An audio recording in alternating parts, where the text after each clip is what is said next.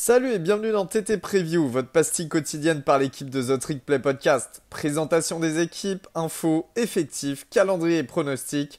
On peut le dire, we're back!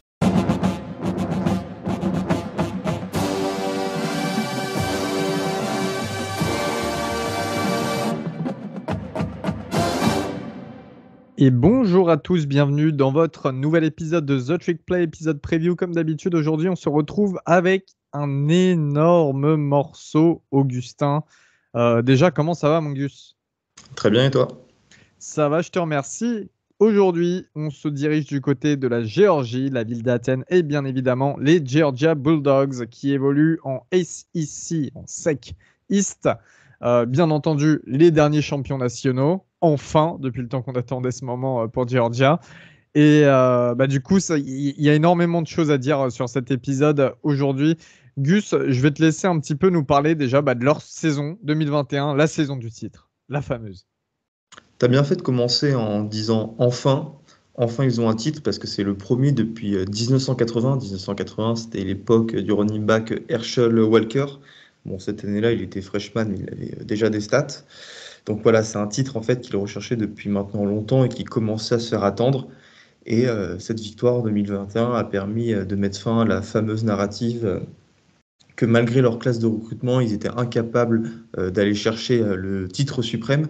Euh, le titre suprême, donc le championnat national, et qui était vu comme le seul moyen en fait de satisfaire euh, les exigences qu'avaient les gens à l'égard de Georgia.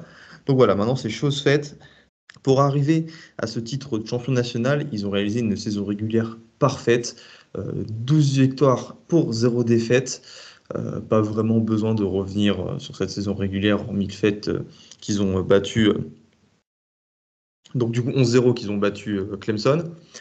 Ils arrivent à l'Orange Bowl, la demi-finale de playoff, en battant Michigan.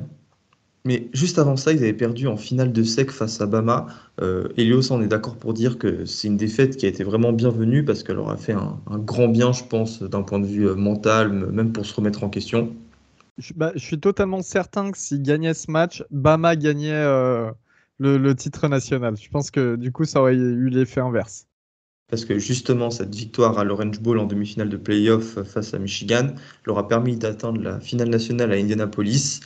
Match remporté face à Bama et pour le coup totalement mérité. Je crois qu'il y a eu plus de 15 points, presque 15 points d'écart, grâce encore une fois à une défense qui a été hors du commun. Mais vous verrez tout au long de cette preview que la défense est vraiment la marque de fabrique des Bulldogs. Alors, Elio, quelle a été l'intersaison des Bulldogs après un titre national? On se doute bien que ça a suscité des convoitises dans le pays. Surtout au niveau du coaching, hein, bien évidemment. Donc, le defensive coordinateur Dan Lanning qui a réussi à créer une défense monstrueuse parce que c'est bien hein, d'accumuler des grosses recrues lycéennes, mais il faut savoir les faire jouer ensemble. Après, la défense de Georgia l'année dernière, c'était du jamais vu.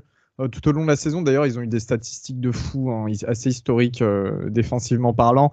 Alors, Dan Lanning est parti en tant que head coach du côté d'Oregon. Il remplace Mario Cristobal, bien évidemment, l'emblématique head coach d'Oregon parti à Miami.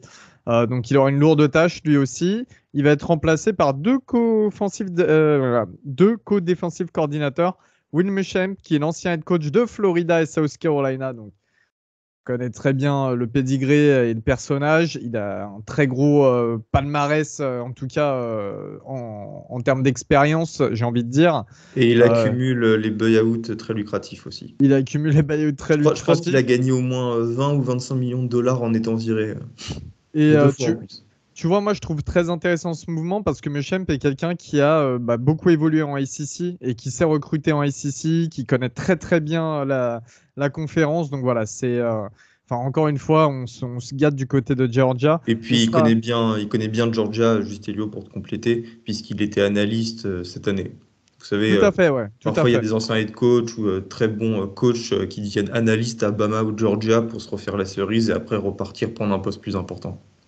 Il sera assisté en co-défensif coordinateur de l'inside linebacker coach Glenn Schumann, qui est beaucoup plus jeune, hein, qui a 32 ans, qui est passé aussi par la case Graduate Assistant à Alabama, voilà, et qui est originaire de Géorgie. C'est bien parce que ça permet aussi de créer du sang neuf, de mettre des mecs qui sont un peu plus proches des joueurs, j'ai envie de dire, et pourquoi pas pour préparer l'avenir, avoir un défensif coordinateur pour les prochaines saisons si Meshempa est amené à partir au bout d'un moment. Il y a aussi les coachs receveurs et DBs qui sont partis, et j'ai besoin d'en parler parce que le nouveau coach receveur, c'est Brian McClendon qui était pass game coordinateur et receveur coach du côté d'Oregon, mais qui est aussi l'ancien receveur de Georgia, donc qui connaît bien la maison. Il était coach running back à l'époque à Georgia également, et il a fait intérim head coach sur un match de Georgia à l'époque en 2015. Et pour le coach DB, le nouveau, ça sera Fran Brown, qui lui était à Rutgers et est passé pendant très longtemps du côté de Temple à Philadelphie. Pour la petite anecdote, bien évidemment, il n'y a pas que les coachs qui sont partis, il y a les joueurs. 15 joueurs qui ont été draftés. C'est un record, tout simplement, avec notamment 5 joueurs au premier tour, 2 au deuxième et 2 au troisième. Le first pick cette année, c'est un joueur de Georgia, c'est Trevon Walker, le defensive end qui est parti du côté des Jacksonville Jaguars. Pour la petite anecdote, sur les 5 joueurs draftés au premier tour, les 5 sont des défenseurs. Donc voilà, ça vous donne un petit peu une idée du chantier qui est à venir. Et justement, eh bien, à ce niveau-là, Augustin, la saison 2022, comment elle va se profiler avec autant de pertes? Alors, je pense qu'on va commencer avec l'attaque, histoire d'être bref, puis après on se concentrera sur la défense qui est véritablement les fondations, en fait la fondation euh, de cette équipe, celle par laquelle Kirby Smart passe pour construire une équipe élite. 6 joueurs ont été draftés en attaque. Le quarterback titulaire sera Stetson Bennett, qui revient donc pour une deuxième année en tant que titulaire pour l'instant. Pour rappel, Stetson Bennett, c'est un ancien Walcon qui était 2 étoiles en arrivant à Georgia, qui n'avait pas de bourse, qui est parti après en JUCO et qui s'est révélé en fait dans ce championnat de JUCO avant de revenir à Georgia, de prendre la place de Jamie Newman et de JT Daniels. Histoire quand même assez folle. En 2021, il sort une saison à 2862 yards, 29 touchdowns et 7 interceptions. Son backup, et là, ça va nous amener à notre premier petit débat, Elio, ça sera Carson Beck ou Brock Vandagriff, un sophomore et un freshman. Parce que la question que j'ai envie de te poser, Elio, c'est est-ce que Stetson Bennett va-t-il laisser sa place en cours de saison? J'explique juste d'abord pourquoi on pose cette question. Parce que, évidemment, Stetson Bennett a fait une très bonne saison. Je ne dirais jamais qu'il en a fait une mauvaise. Les stats le témoignent. Il a amené son équipe en finale nationale et il a participé à la victoire. Donc, de ce côté-là, il n'y a rien à dire. Mais on a vu quand même parfois qu'il y avait quelques limites. Et est-ce que cette année, dans une équipe avec autant de départs, sa présence, elle sera aussi nécessaire? Je ne pense pas. Je pense qu'il va falloir s'orienter vers un quarterback un petit peu plus talentueux. Donc, est-ce que, en fait, on va pas nous faire une sorte de Trevor Lawrence il y a quelques années où il va laisser sa place en fait lors du 4e ou 5e match? C'est compliqué à dire, comme tu le dis, il a un parcours particulier, c'est un joueur particulier. Il a même pas, j'ai envie de te dire, il a même pas en physique pour être quarterback Power 5 ou en tout cas sur une grosse équipe du Power 5. Clairement pas d'ailleurs. Je pense que ça va dépendre de la saison de Georgia. On parlera du calendrier un tout petit peu plus tard, mais je pense qu'il a toutes les chances pour rester titulaire cette saison. De toute façon, il n'a pas tenté d'aller en NFL. Il savait que ça servait à rien. Il s'est dit autant retenter une année de kiff avec Georgia. Il sait qu'il n'a pas de carrière professionnelle derrière qui l'attend réellement. Donc voilà, je pense que lui, il est là pour tenir son poste titulaire, mais est-ce que Kirby Smart va se poser la question, comme tu le disais, de commencer à faire jouer un Carson Beck, Vandagriff qui est encore plus jeune, donc il y a peut-être un petit peu plus de temps pour lui, mais je sais pas. Si Bennett est horrible sur les matchs, et sachant que c'est des matchs plutôt faciles cette année, très certainement qu'il sera remplacé. Mais s'il tient le poste, je vois pas trop pourquoi ça changerait. On avait eu un petit peu l'exemple à l'époque avec notamment Jake Fromm qui avait Justin Fields juste derrière lui. On savait que Fields était quand même plus talentueux, malgré que Fromm était, contrairement à ce que certains pensent, Fromm était un bon quarterback de college football. On savait que Fields avait plus de talent derrière. Et Kirby Smart a quand même conservé Fromm. Tu vois, il a conservé Fromm parce qu'il voulait de la continuité, il voulait être un leader. Est-ce que justement cet épisode-là va pas faire jurisprudence et un peu comme la même façon avec Jacob Eason, est-ce qu'il va pas se dire que bah, c'est le moment de préparer un petit peu l'avenir parce que Van de Graaff, il aura le potentiel pour être titulaire les 2 prochaines années, ou même Carson Beck d'ailleurs. Voilà, De toute manière, une je question qui pense mérite qu'il d'être posée. il est dans un siège confortable, Kirby Smart, hein. Il se dit que finalement, après la saison prochaine, il n'y aura plus de Stetson Bennett. Donc, dans tous les cas, au pire, Carson Beck, il aura déjà demandé son transfert, mais t'as Vanda Griff qui est là. Ou au mieux, t'as Carson Beck qui est prêt, dispo, et t'as Vanda Griff derrière. Peut-être que Vanda Griff demandera le transfert, mais il y aura toujours un des deux qui sera là pour la saison prochaine. Je pense que vraiment, les questions qui se posent sur cette année, ça va se jouer par rapport aux performances de Bennett. S'il reste solide, il gagne ses matchs, il montre pas trop d'erreurs, il devrait pas sauter. À mon avis, il va pas sauter. Je pense que Kirby Smart, c'est Ok. quelqu'un aussi de parole en général. Quand il commit des mecs, quand il fait jouer des mecs, il a pas cette réputation du mec qui te l'a fait à l'envers en tant qu'head coach. Et je pense qu'il la fera pas pour son quarterback titulaire et celui qui lui a notamment fait gagner le titre. Concernant les running backs, on voit le départ de James Cook et Zamir White. James Cook aux Bills et Zamir White, j'en ai aucune idée. Mais il reste Kendall Milton et Kenny McIntosh, donc autant vous dire que le corps de running back sera hyper solide. Mais maintenant, Elio, on en vient à ma partie préférée, les tight ends.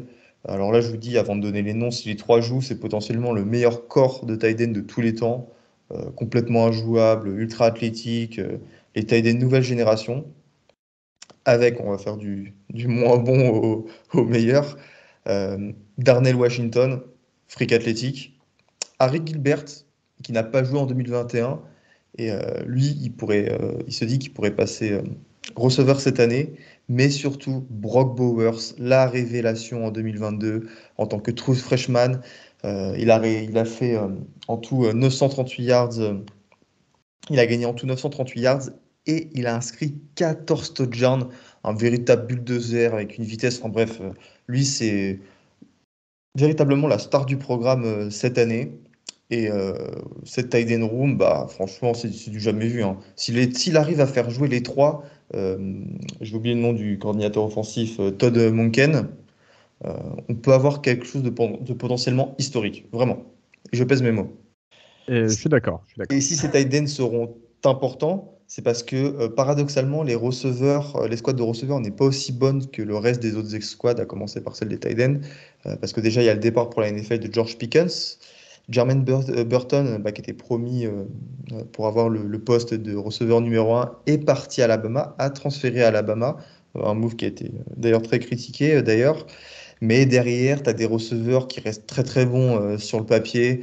Je vous cite quelques noms parce que tu en as forcément plusieurs ici qui vont se révéler. Led McConkey, Kerry Jackson, Arian Smith, Adonai Mitchell, Dominic Blakelock.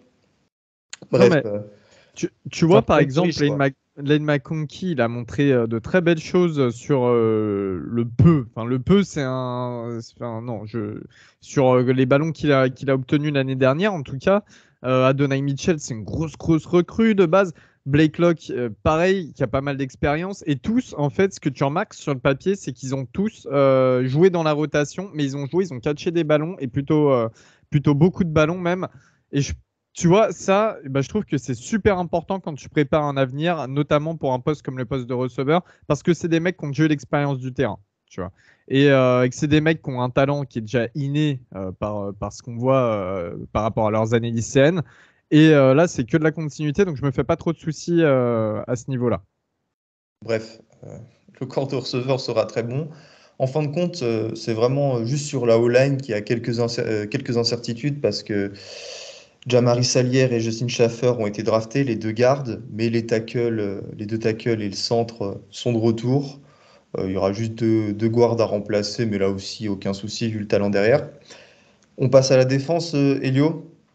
Tu nous fais un petit récap là, de l'année 2021 parce que c'est une défense historique tout simplement Bah, on en qui se met parlait. au niveau des Alabama au début de la décennie et d'Alabama dans Oula. les années 80.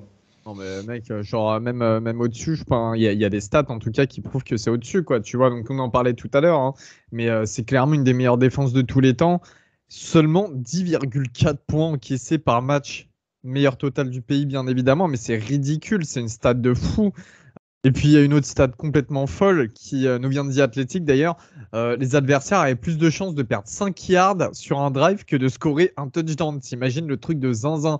Donc, touchdown sur 7,8% des drives face à Georgia, hein. Et ils ont reculé de 5 yards ou plus sur 8,9% des drives. Enfin, c'est un peu c'est n'importe quoi, quoi. Donc il y avait une D-line qui était stratosphérique, hein. Elle était tellement dissuasive qu'elle forçait les équipes adverses à pas utiliser leur jeu à la course, bien évidemment. Ils ont détruit la O-line de Michigan qui était pourtant bien réputée, hein, qui sortait des gros joueurs. On en a parlé toute l'année de cette O-line Et de qui a, Michigan. et qui Pour a au gagné le final, Joe Moore, qui a gagné le Joe Moore Award, récompensant la meilleure la meilleure ligne offensive universitaire du pays, hein. ouais, ouais, non, non, tout à fait. On a parlé toute la saison, surtout du côté de la. Enfin, nous, tu connais, c'est la Big Ten, surtout du côté de la Big Ten, ça en parlait pour au final se faire terrasser en demi-finale. Il y a eu trois D-line draftés, donc comme je le disais, 5 défenseurs draftés au premier tour de Georgia à la draft. Et donc, bien évidemment, Trevon Walker numéro 1, Jordan Davis en 13e choix chez les Eagles, et Devontae Wyatt, l'autre defensive tackle qui est parti chez les Green Bay Packers.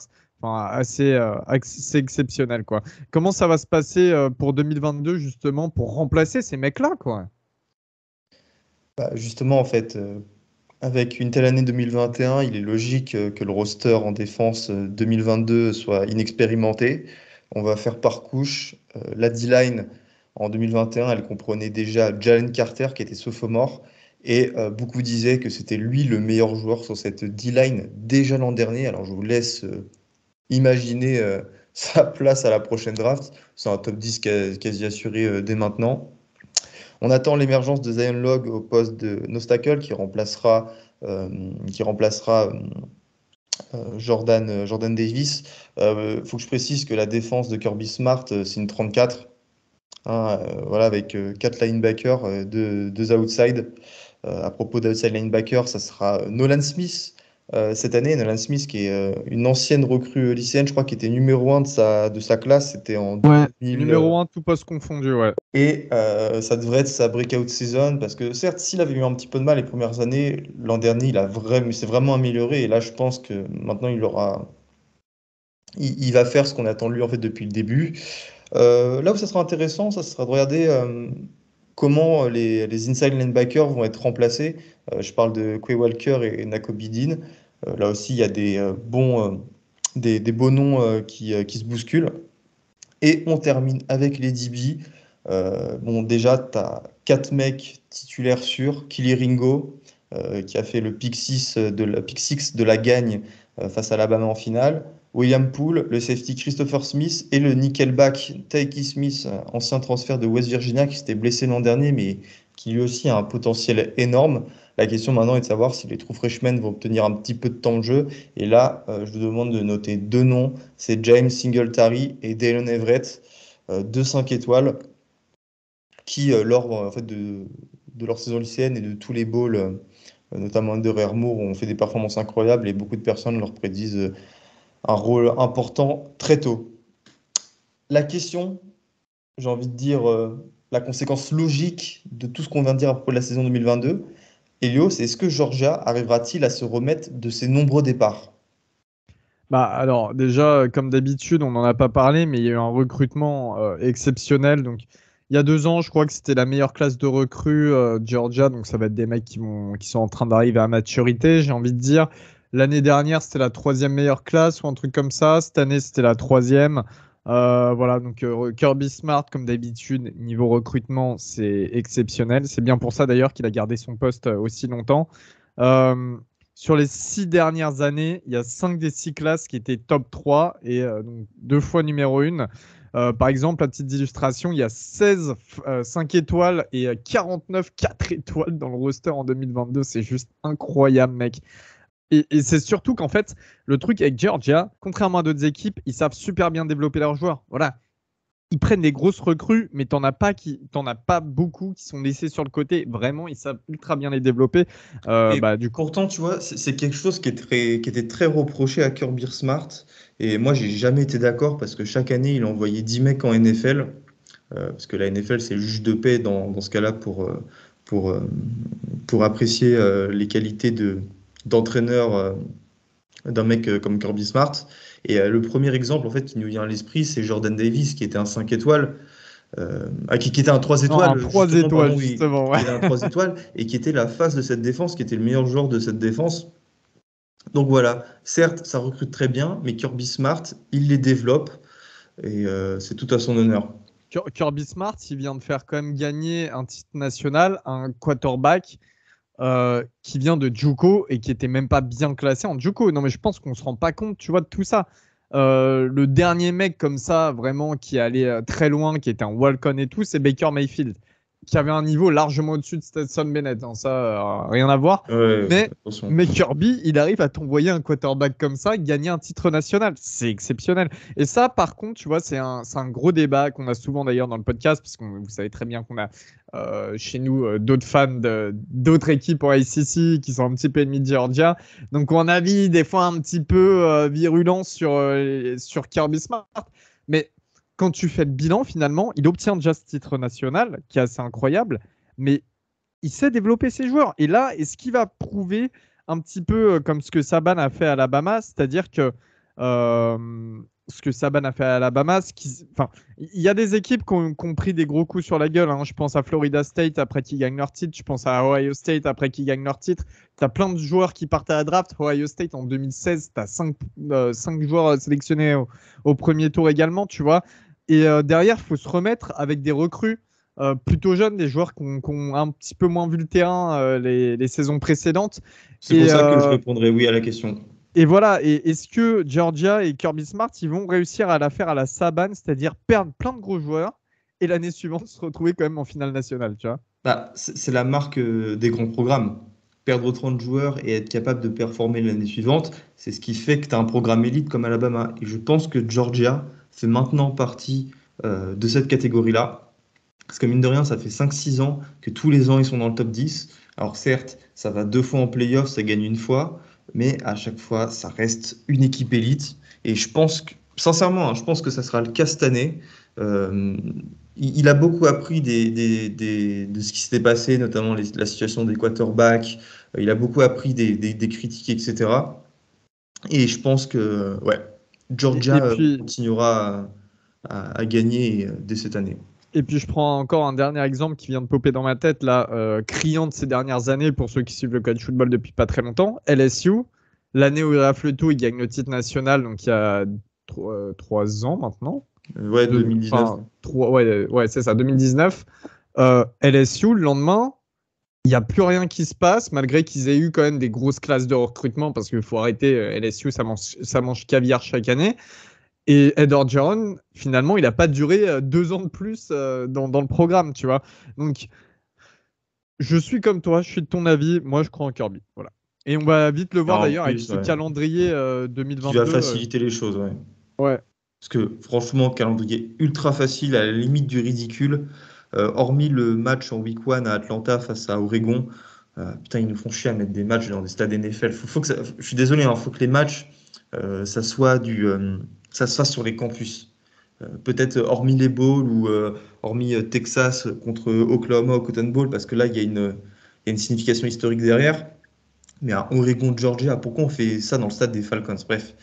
Après, ça rencontre Samford, Kent State et Georgia Tech. Donc ce seront les 3 pires équipes. Là, c'est encore des victoires. Il y aura Missouri aussi, South Carolina, Mississippi State, Vanderbilt. En fait, j'en viens à me poser la question, et yo, est-ce que là, dans toute cette liste, dans tout ce calendrier, il y a une bonne équipe? Alors, comme bonne équipe, moi, je vois Tennessee et Ça sera la plus Kentucky. dure. Excuse-moi, t'as dit Tennessee et? Kentucky. Bah ouais, bah en fait, c'est les deux équipes qui reviennent avec quand même des joueurs qui, pour moi, sont les plus stables. Tu vois, t'as Ouais, parce que toi, Florida sur le mais justement, papier. Florida, c'est pas stable. On ne sait pas ce que ça va donner. Bah oui, Alors, c'est ça, évidemment, t'as il y a des très Florida bons sur le joueurs, papier. mais Florida qui est en reconstruction sur le papier avec un nouvel head coach. Auburn, on sait que ça y est, c'est complètement descendu. South Carolina qui peut être très intéressant à pourquoi pas? Et affronter en quand même. plus, le match est à l'extérieur. Je pense que ce sera le match le plus compliqué. C'est pas Ouais. impossible.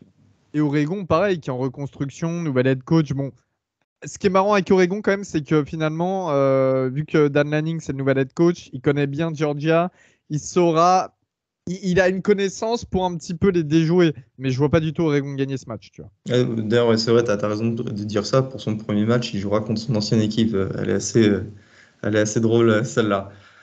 Voilà. Le calendrier est hyper facile.